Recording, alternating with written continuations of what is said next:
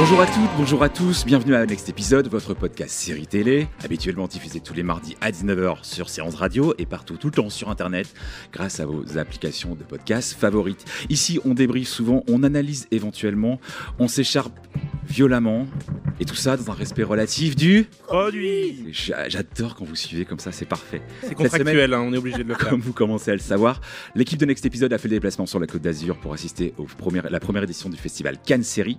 Tous les jours à 13h et 18h, on vous tiendra informé de l'avancée de la compétition avec mes chroniqueurs chéris. Bonjour Nora Boisaoui. Boisaoui, mais Boisouni. Romain, tu n'y arriveras Boisouni. jamais, c'est tellement raciste.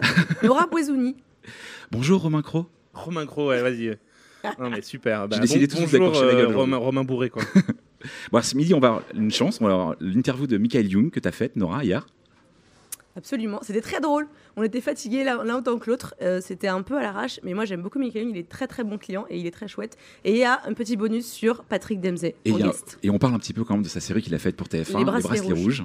Mais avant ça, on a la chance d'accueillir un homme qui aura la lourde tâche de clôturer le festival de Cannes Série. Acteur, réalisateur, scénariste qui en 2001 a bousculé le game de la série courte en France avec ça. Bref, un jour, j'ai eu 30 ans.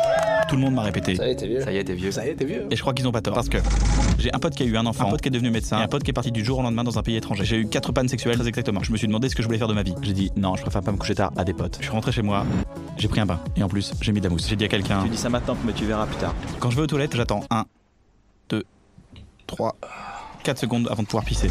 Mes potes me parlent de crédit d'impôt et de retraite. Quand je joue avec mes Transformers, on me demande si je suis un collectionneur. One More Time des Daft Punk à 11 ans, Jurassic Park à 19 ans et les Simpsons ont 23 ans. En hiver, je prends des vitamines. J'ai déjà marché près de la mer avec un pull autour du cou et j'ai aimé ça. J'ai dit best son à quelqu'un qui écoutait de la musique. J'ai dit essoufflé dans une rue qui montait. J'ai entendu des jeunes parler entre eux Trop de swag, elle était trop déter, elle voulait me su, mais je pouvais, j'avais pas de podcast. Tu vois. et j'ai rien compris. Je me suis rendu compte que je les appelais des jeunes.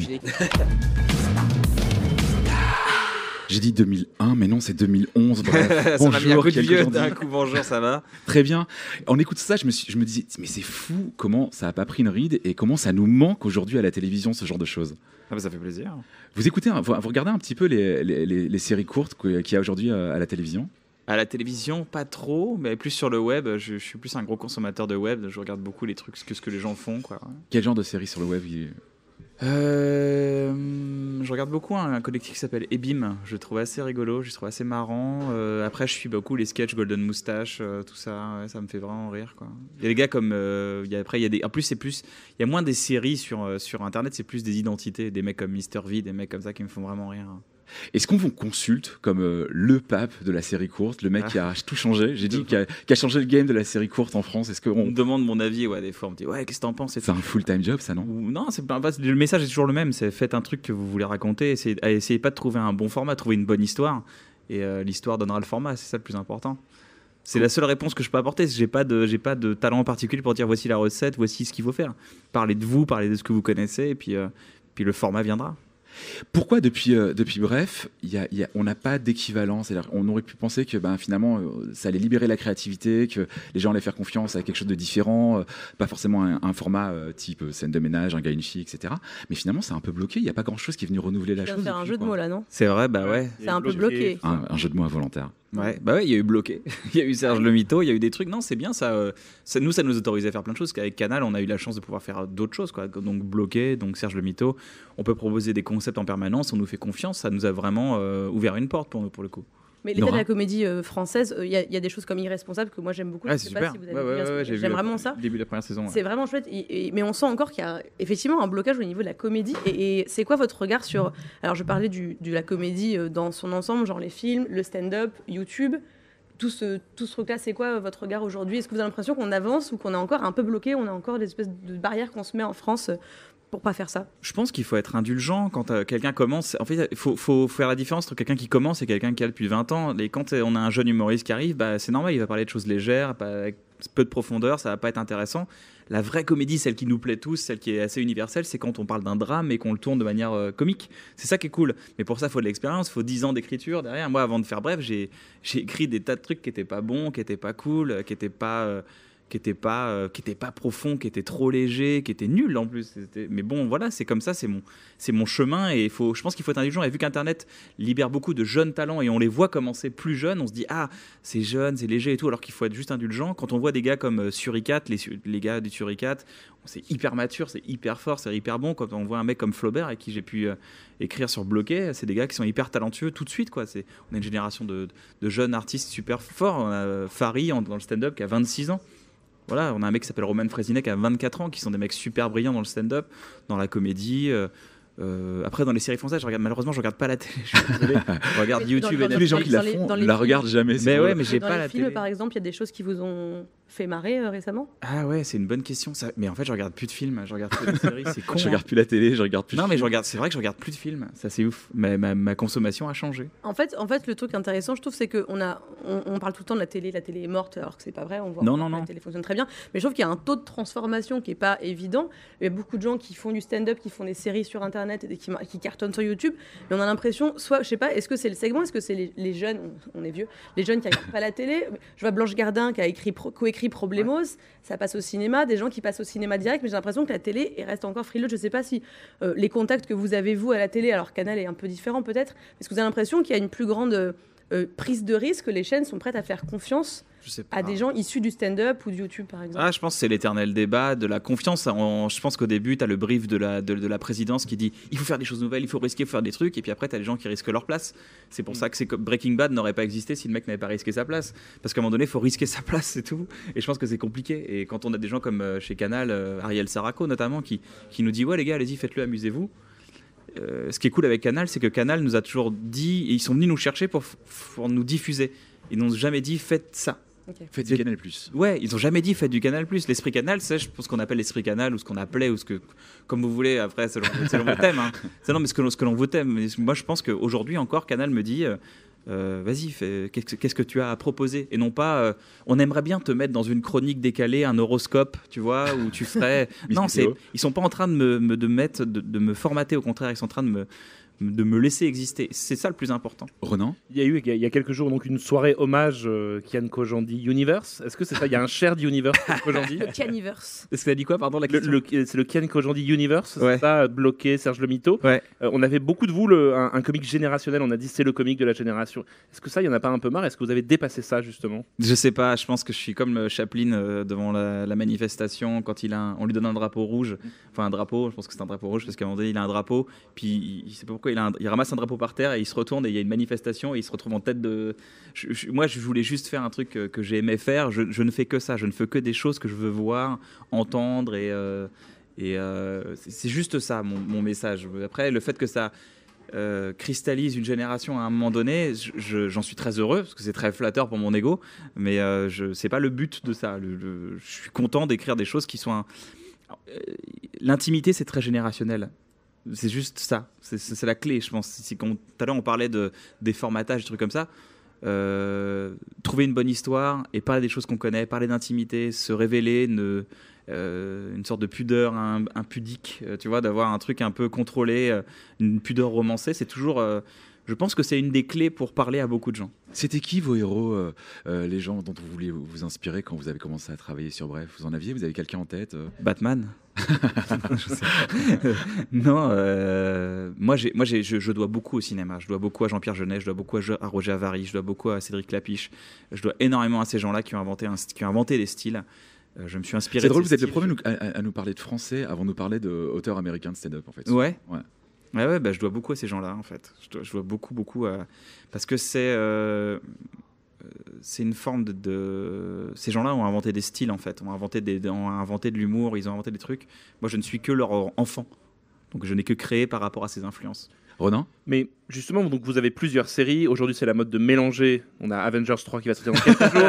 Bon, est-ce qu'à un moment, on vous a proposé de faire un Kian Kojandi Universe au cinéma, d'avoir Bloqué, Serge Le Mito, bref, qui se rencontrent? Forcément, on vous l'a proposé à un moment. Ben, c'est fait. Non, mais au cinéma, de vous faire un... Ah ouais, oui, ça a été proposé plusieurs fois, mais encore une fois, si t'as pas l'histoire, moi je fais pas le format de l'histoire. Je vais pas faire genre, ah cool, j'ai l'occasion de faire du cinéma, je vais faire du cinéma. la bonne histoire. Où est l'histoire? Si on a une bonne histoire, on y va. C'est le plus important.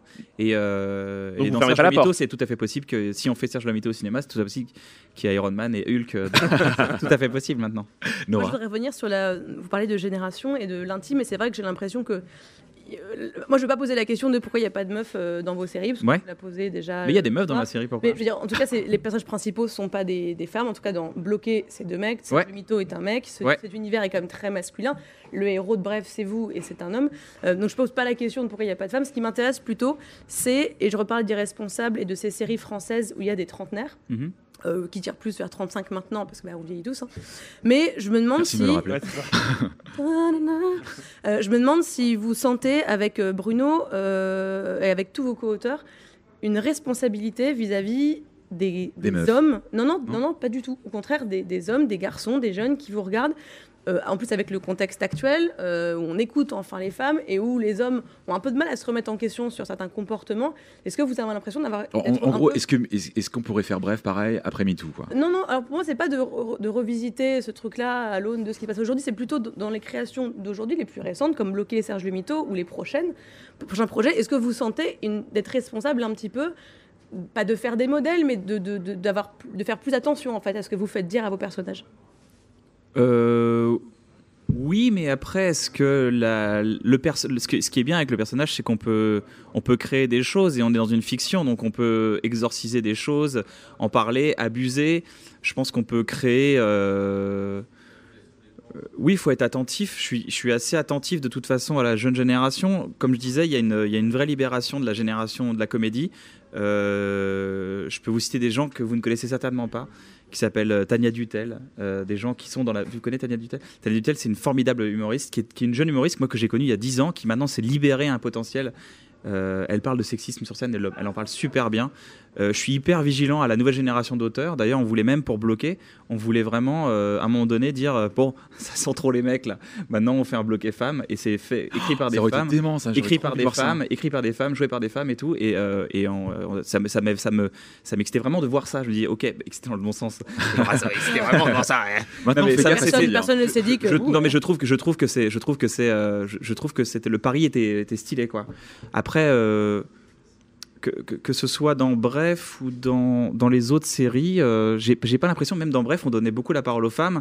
Et ce que je faisais, c'est que j'ai jamais vu mes personnages comme des femmes, mais comme des êtres en amour ou en désamour.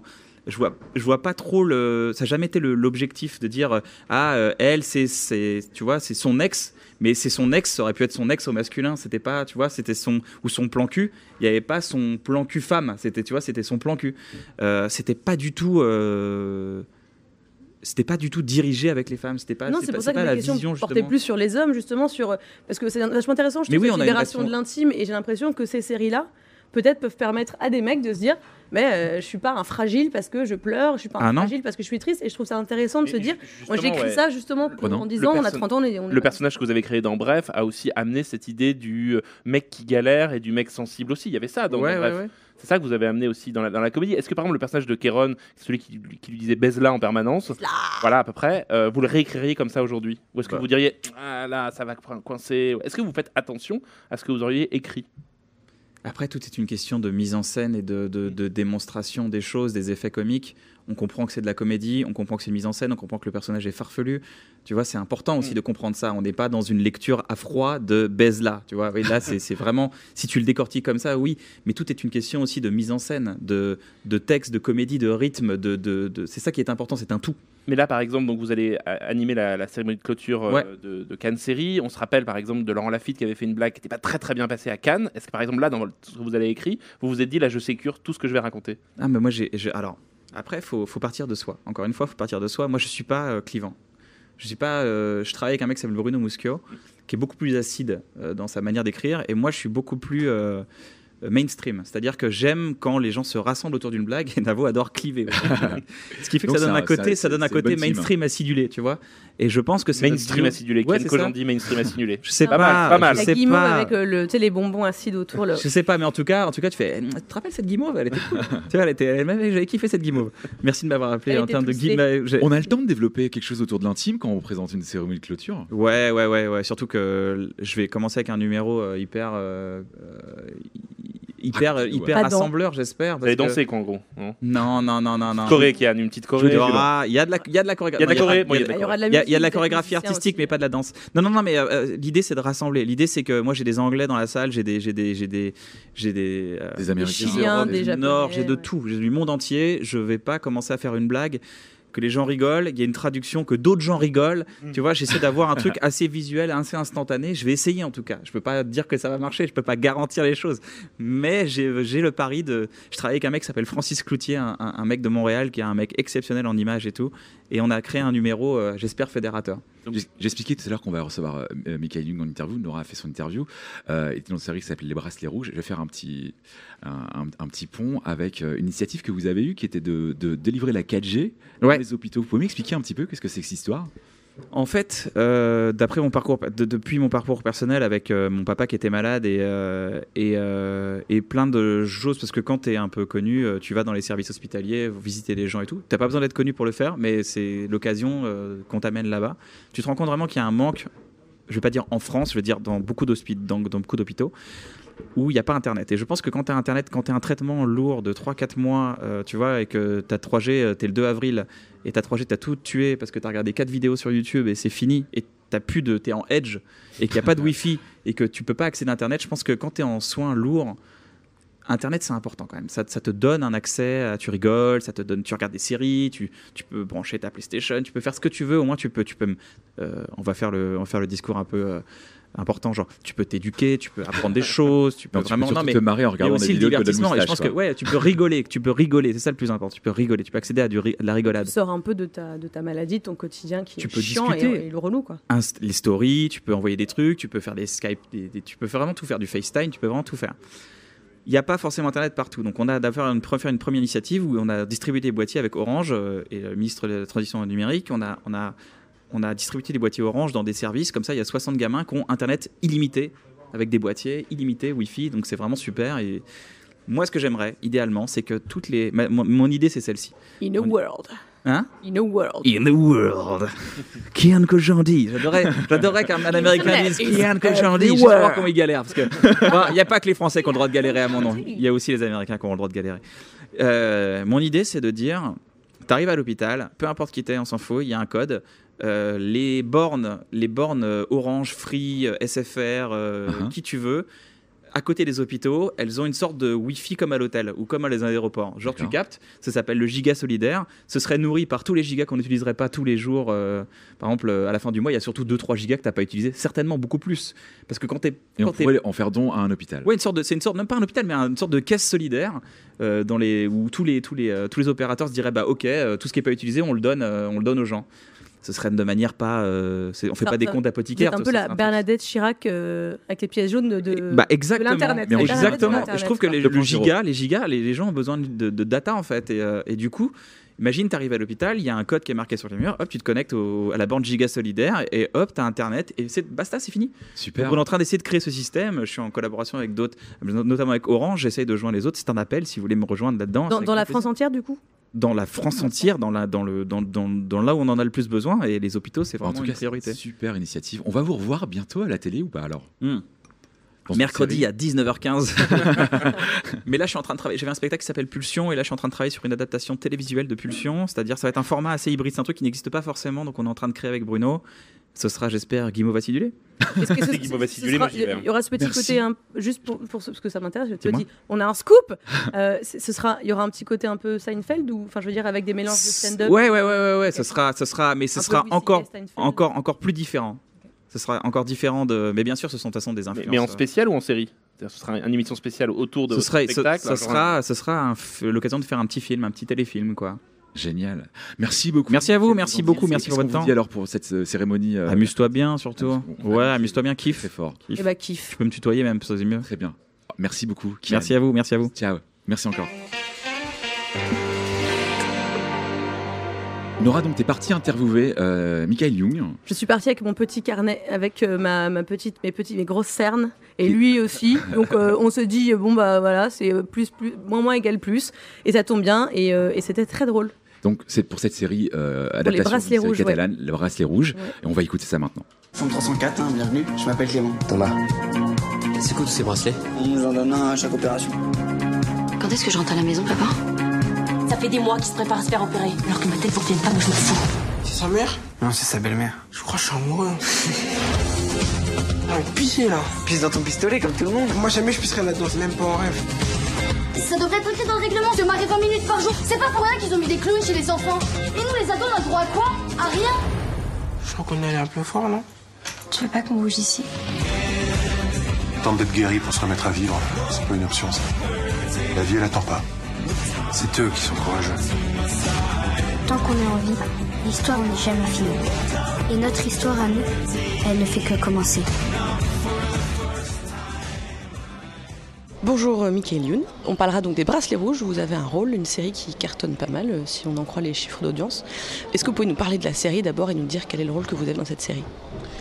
Alors les Bracelets Rouges, c'est une série, on a l'impression que c'est une série hospitalière, mais c'en est pas vraiment une. En fait, c'est une série qui a été inspirée par Espinosa, un Espagnol, un Catalan même, qui a vécu des choses très très difficiles à l'hôpital. Il a été opéré de multiples cancers et ça raconte la vie d'enfants, d'adolescents qui sont à cheval entre la vie et la mort, qui rentrent donc dans un hôpital pour se faire opérer de choses graves. C'est une série sur l'espoir, sur le fait que partout où il y a la mort, juste à côté il y a la vie.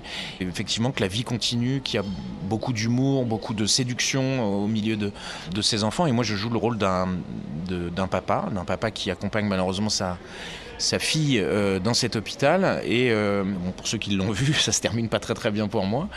Mais voilà, c'est assez original de mettre en fait les adultes dans les seconds rôles et de laisser les enfants prendre la vedette.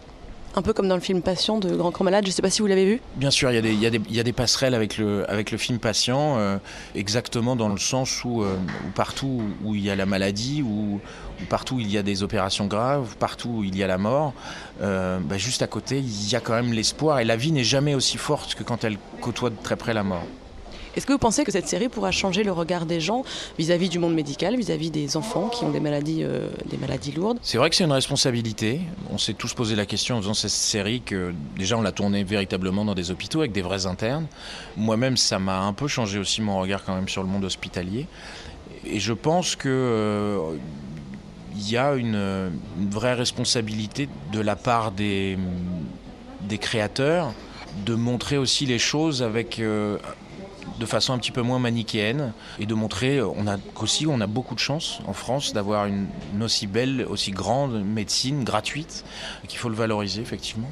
Votre regard a changé sur quoi en particulier? Vous avez eu des espèces d'épiphanies sur certains aspects? Je ne vais pas aller jusqu'à l'épiphanie, mais c'est vrai que j'avais l'impression, je suis comme tout le monde, moi, j'aime pas les embouteillages, j'aime pas aller dans les hôpitaux et en passant plus de temps au milieu des malades et au milieu des internes, on se rend compte qu'il y a une vie à l'intérieur et que ces gens-là consacrent un temps fou, une énergie, une générosité. Et de toute façon, je ne pensais pas du mal du monde hospitalier, mais il m'est apparu comme étant un peu moins anxiogène maintenant que j'y ai passé du temps. Est-ce que vous pensez qu'avec des séries comme celle-ci, on installe une proximité avec le spectateur qui est plus grande qu'avec un film et du coup on peut faire passer des messages un peu plus forts ou en tout cas les entretenir dans l'esprit de la personne qui regarde la série? Je pense que ce type de projet est fait pour la télévision. Patient est venu nous montrer qu'on pouvait aussi le faire au cinéma, mais avec une dimension un petit peu plus artistique, un peu plus auteur, je dirais, dans Patient. La série Les Bracelets Rouges est quand même une série extrêmement populaire. On le voit, elle touche la ménagère, elle touche les jeunes, elle avait une vocation populaire. Je pense pas que ce soit sa place au cinéma, et je crois d'ailleurs aujourd'hui, et c'est pas pour rien qu'on est à Cannes Série, que la télévision, par l'intermédiaire des séries, prend plus de risques et est plus audacieuse que le cinéma. Et ce qui est assez bizarre, c'est que les mêmes chaînes qui sont souvent frileuses à l'idée de traiter certains sujets et à l'idée de prendre certains castings quand elles financent des films pour le cinéma, ne sont pas du tout aussi frileuses pour ce type de sujet et ce type de casting sur les séries. Donc c'est un peu paradoxal à quel point les chaînes de télé peuvent parfois se tirer dans le pied. Mais c'est vrai qu'il y a plus de risques aujourd'hui, et il y a plus d'originalité, plus de créativité, plus de création, plus de sujets dingues dans les séries qu'au cinéma. Alors est-ce que c'est aussi le fait de pouvoir sur une dizaine d'épisodes, traiter les sujets un peu plus en profondeur. Mais voilà, il y a des séries thrillers qui vont beaucoup plus loin que ce qu'on peut voir au cinéma.